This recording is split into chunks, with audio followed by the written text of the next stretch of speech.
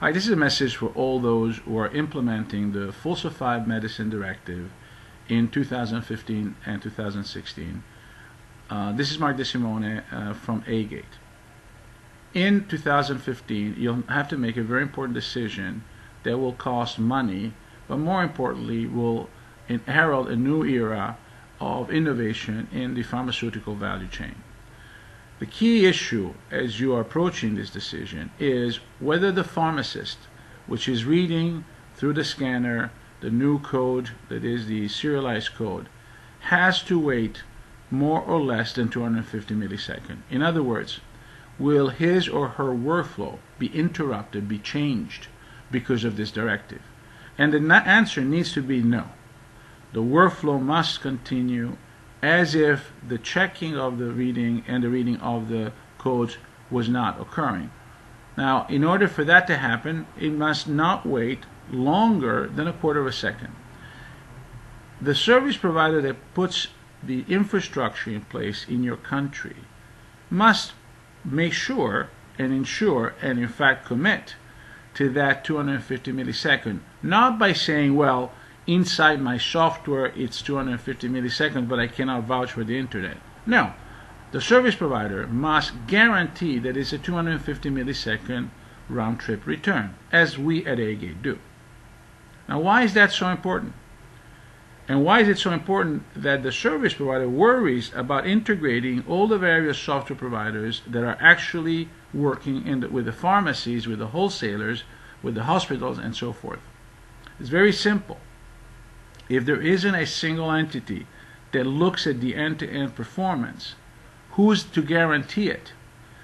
Because if you've got different components at the country level, you have to have a very complex organization to manage that. But more importantly, your service will be not homogeneous, because if your pharmacy is working with vendor A, it will have a different kind of service than if for vendor B. And who's guaranteeing the integration of all of the different providers if it's not the service provider that is supplying the service for your country? It will have to be associations that will have to put lots of cost in this, and more importantly, they don't have the skills necessarily, because they are associations of pharmaceutical products, of wholesalers, etc., to actually run a service like this. That's why you have a service provider. If you then couple the fact that in each country of the 28 EC countries and the 33 countries of the European Economic Area, you have various peculiarities that are specific to the country. The service provider needs to be able to address each and every one of them for the service to work. But more importantly, time is of the essence. You need to have name, rank, and serial number of a service provider that will come up and has the experience to say, I guarantee that this works. At Agate, we have read over 3 billion tags, serialized codes in our history. We have had a performance that is significantly below 250 milliseconds for the 3 billion tags we have read. We currently read about 250,000 to 300,000 an hour, and we have connected already 15,000 dispensing points in Europe. We are the very experienced service provider. When you make a decision, please contact us to understand what's at stake. And don't be, let's say, fooled by PowerPoint presentations and by demonstrations.